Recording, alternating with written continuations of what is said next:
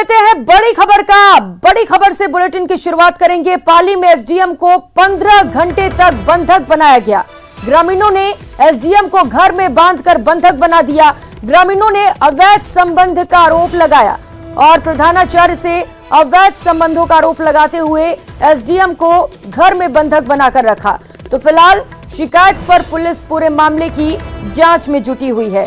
पाली से सहयोगी श्याम इसी खबर पर ज्यादा जानकारी के साथ जुड़ चुके हैं। श्याम, बताया जा रहा है 15 घंटे तक एसडीएम को बंधक बनाया गया, क्या था पूरा मामला आखिर?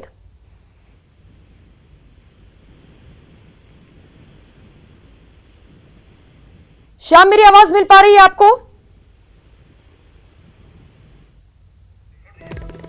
चलिए ठीक है, सहयोगी से संपर्क नहीं हो पा रहा है तो इस वक्त ये बड़ी खबर आपको बता रहे हैं, जहां पर एक घर में अवैध संबंध के शक में एसडीएम को 15 घंटे तक बंधक बनाकर रखा गया।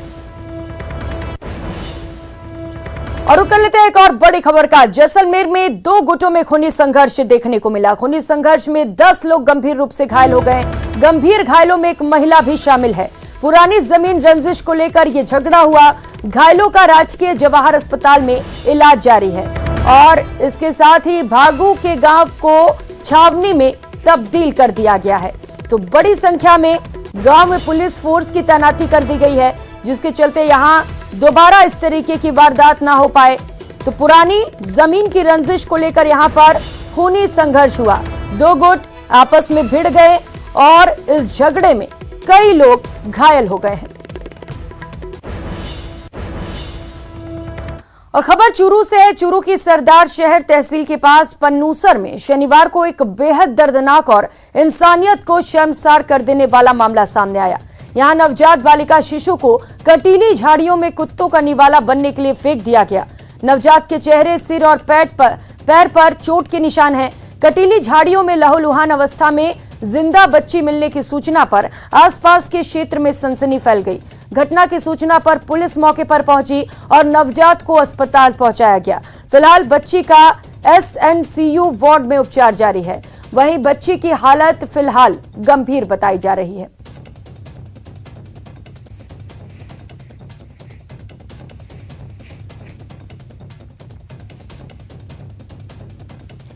ये तस्वीर दिखाने लायक नहीं थी। हॉस्पिटल भर्ती करवाया, फिर मैं मौके भी गया था। तो मौके के अंदर भी क्या था कि वहाँ गांव जो जिस जगह पे गिरी थी ना, वो एक कंटीले बाढ़ थी, लेकिन वहाँ भी ब्लडिंग की बूंदें भी कुछ यूँ लग रही थी जैसे ये डिलीवरी गांव की है और गांव के ही किसी बच्चे के, अज्ञात बच्चे को रात के सुबह करीबन 7, सवा 7 या 6 बजे के आसपास। इसके पहले सर ये लीक हुआ था उसका? हाँ, मुतासर में पुलिस ने खुलासा कर दिया था, लेकिन अभी इस मामले को खुलासा कर देंगे। कोई लंबी चौड़ी बात नहीं है, प्रयास कर रहे हैं और बिल्कुल हो जाएगा इसमें। सर गाँव से कुछ ग्रामीण लोग एक छोटी बच्ची को लेके आए हैं, तो लावारिस है, लग रहा है इसका जन्म लगभग 12 घंटे के अंदर ही हुआ है और बच्ची की हालत ख़राब है। बच्ची कोल्ड ठंडी हो रही थी और मिट्टी से और कांटे चुभे हुए हैं, कई काफ़ी जगह से ब्लीडिंग भी हो रही है और कोल्ड हो रही है बच्ची। अभी एडमिट किया है, अभी कुछ कह नहीं सकते। अभी ट्रीटमेंट शुरू होने के बाद बच्ची अगर अच्छी तरह कराई करती है तो कोई बात नहीं। गांव में बच्चे लोग को, लड़के लोग को फ़ोन किया, वो आओ यार ऐसे लड़की है एक बाढ़ के अंदर है, और अपन उसको निकाल के हम लोग गांव में दूध का डेयरी है एक, इधर गांव में सब बच्चे लोग को सबको इकट्ठा किया गांव वाले को। बाद में इन्हें हमारे सरदार शहर में सोनी साहब है आने फ़ोन किया, सरपंच साहब ने फ़ोन किया, थानेदार साहब को फ़ोन किया, सबको फ़ोन करके तला कि आ गया। और बाद में हम लोग सरदार शहर हॉस्पिटल में उस बच्ची को एडमिट करवाए। तो ये बेहद शर्मसार कर देने वाली खबर। महज 12 घंटे की नवजात को झाड़ियों में फेंक दिया गया। कांटों में इस बच्ची को बरामद किया गया, जहां पर कुत्ते उसे नोच खा रहे थे। फिलहाल बच्ची को अस्पताल में भर्ती कराया गया है और वहां पर उसका उपचार किया जा रहा है। डॉक्टरों का कहना है कि बच्ची की हालत खराब है। चूरू से सहयोगी मनोज शर्मा हमारे साथ जुड़ चुके हैं। मनोज, क्या पता चल पाया कि आखिर किसने इस बच्ची को इस तरीके से फेंक दिया था? कोई जानकारी से लेकर इस चीज का पता नहीं चल पाया है कि किसके द्वारा इस घिनौनी वारदात को अंजाम दिया, क्योंकि जो बच्ची है उसकी हालत वाकई काफी खराब थी।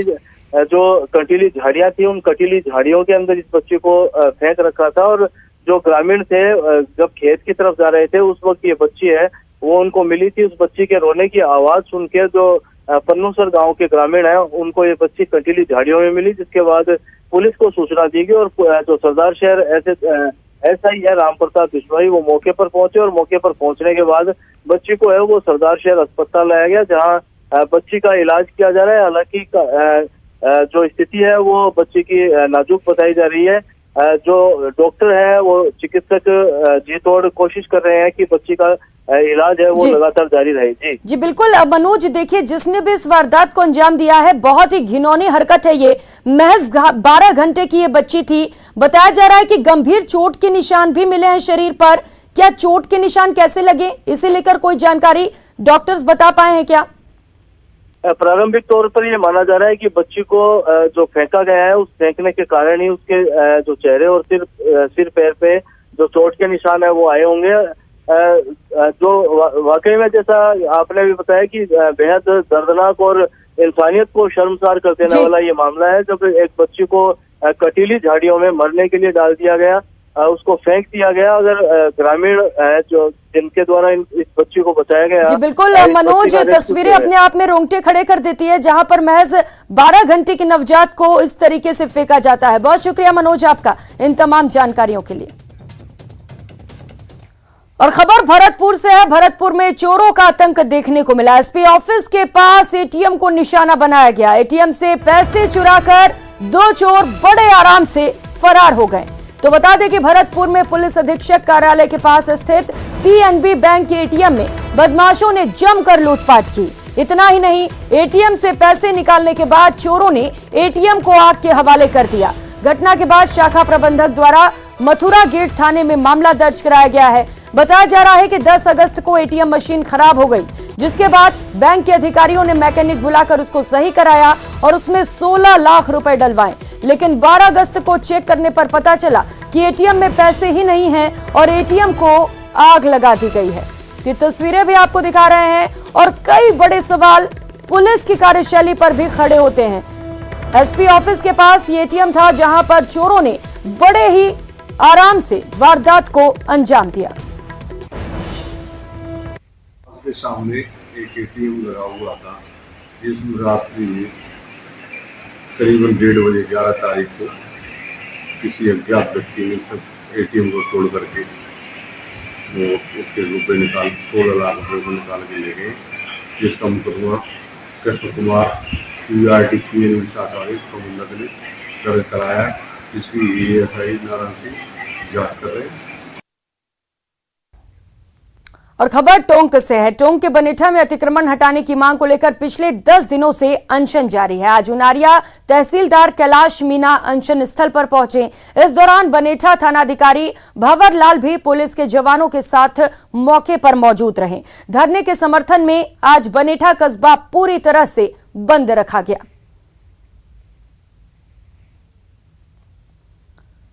तो अतिक्रमण के खिलाफ किसानों का अनशन जारी है पिछले 10 दिनों से। यहां पर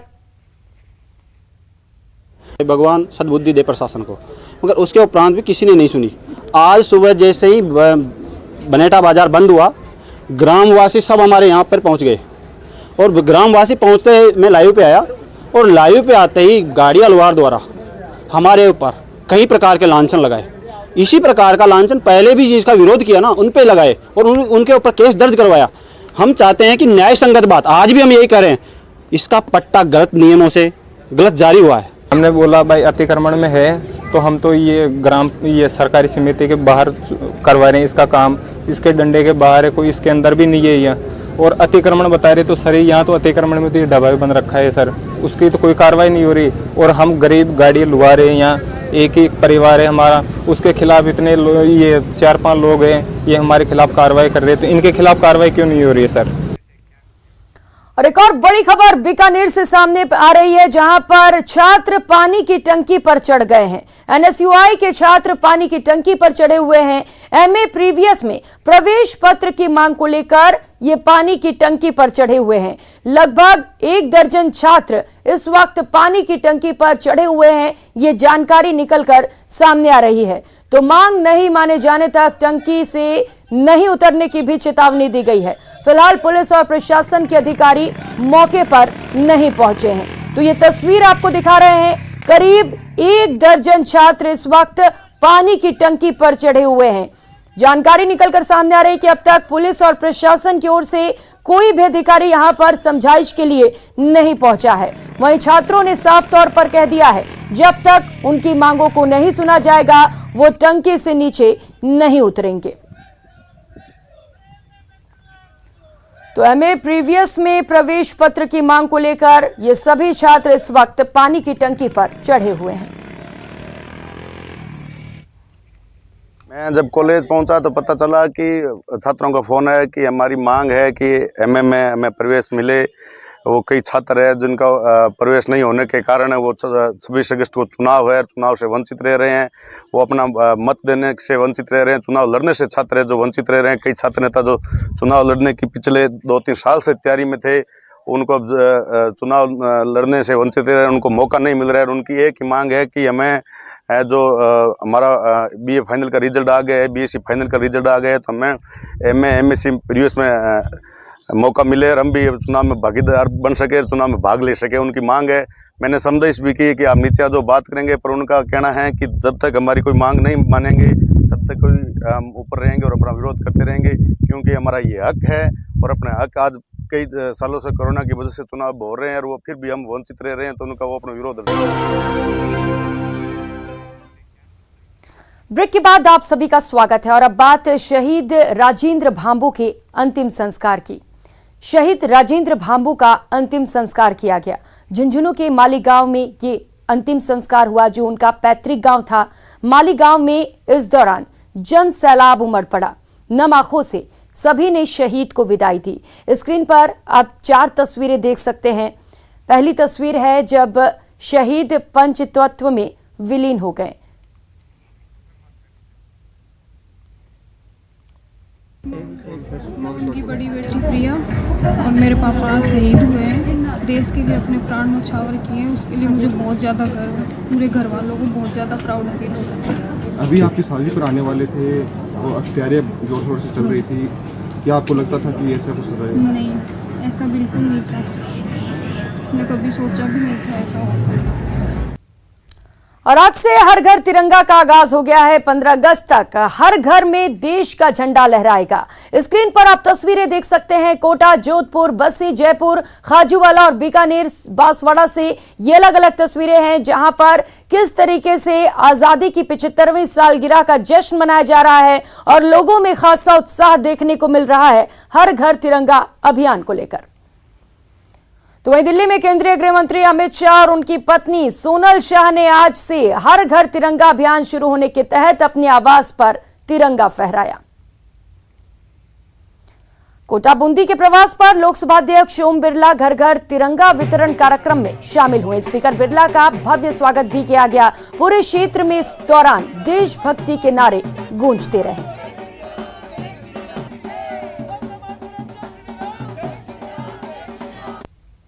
वहीं पीएम मोदी की मां हीराबेन ने भी आजादी के अमृत महोत्सव में भाग लिया। इस दौरान वो बच्चों के साथ हाथ में तिरंगा लेकर लहराती नजर आईं। पीएम की मां ने बच्चों के बीच तिरंगा बांटा और उसके बाद तिरंगा लहराया भी।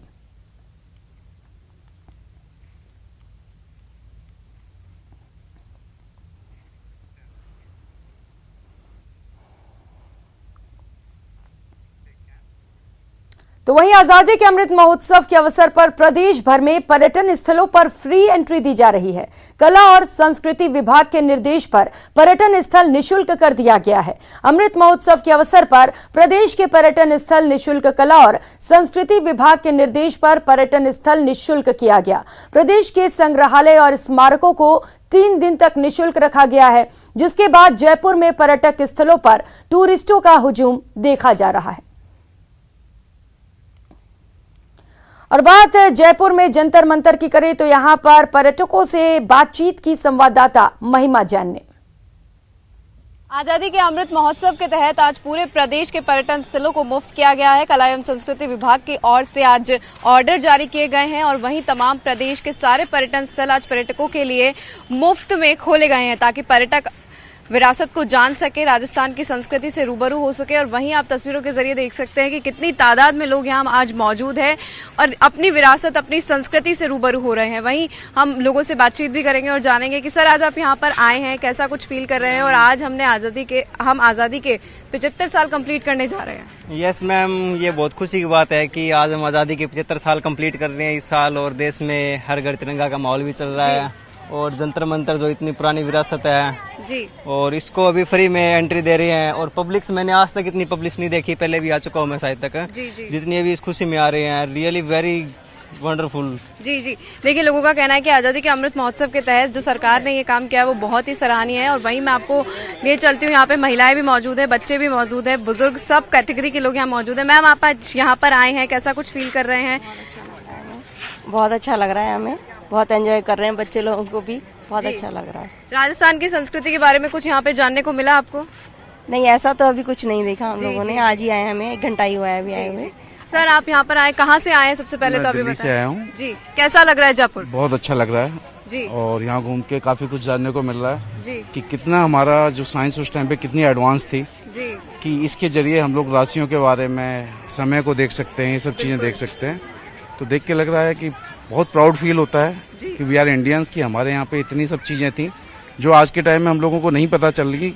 अगर ये सब चीजें अगर चलती रहती तो सब पता नहीं आज हमारा देश आज कहाँ पर होता। जी जी, देखिए सभी लोगों के अलग अलग मत है। सब लोगों ने कहा कि जयपुर हम आए हैं और जयपुर जैसा शहर हमें कहीं देखने को नहीं मिला।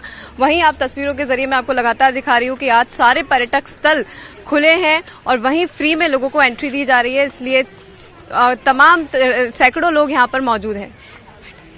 इसी के साथ मैं महिमा जैन, कैमरामैन अविनाश के साथ, न्यूज़ 18 राजस्थान, जयपुर।